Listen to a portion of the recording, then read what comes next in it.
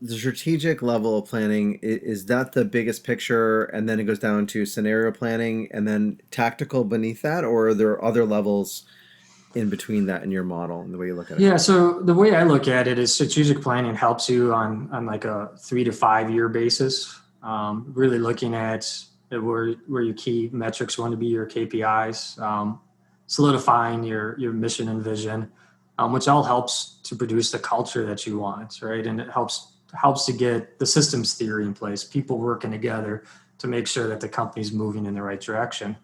Scenario planning comes in and it's trying to take a look more at a 5 to 10 year plan. So you're not redeveloping KPIs per se in scenario planning. What you're trying to do is to say what could disrupt our organization or what could really help our organization down the road. We talk about the oil crisis in the 1970s.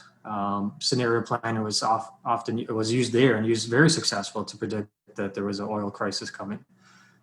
Scenario planning has been used in military tactics for a long time and been successful there. And we see countless other scenarios that have been played out and have been successful.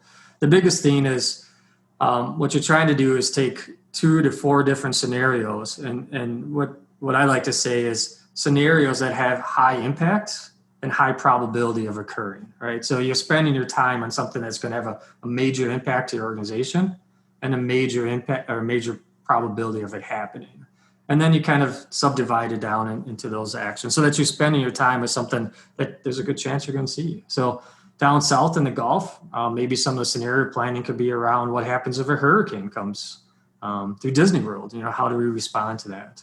Or what happens if the tourism industry dies off, and how does something like the resort communities stay active? And that's kind of what you're seeing a little bit with COVID. So when we talk about scenario planning, you probably wouldn't have been able to identify COVID-19 specifically, but there's enough history to show that there's been pandemics before, and there's been major international sicknesses before, and depending on what industry you're in, that could have been something that's bubbled up in the scenario plan. So then you develop action plans to that, so that when something similar happens, or when the iPod comes out, now you have a plan in place. So you're not making emotional decisions at a very high stress time. You take that plan off the shelf and you say, okay, we've already developed an action plan to this, and now we know how to respond to this, versus bringing everybody around together saying,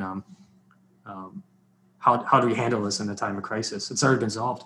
Or in higher education, we talk about this a lot, is how do you, if your customer base, or maybe that's even put it into like a restaurant industry, if your customer base grows by 50 customers each night, that's usually a good thing that happens, right? That's usually like revenue. However, it may not be a good thing if you're not prepared for it. So if you see your customer base significantly increasing and you don't have a plan on how to grow with it, that could also cause you to go bankrupt. In higher education, we often talk about if our population of students grow by, let's say, 200, how do we respond to that? Or if it decreases by 10%, how do we respond to that, right? And then you're having those plans in place. So I call them like sisters and brothers. It's hard to have one without the other.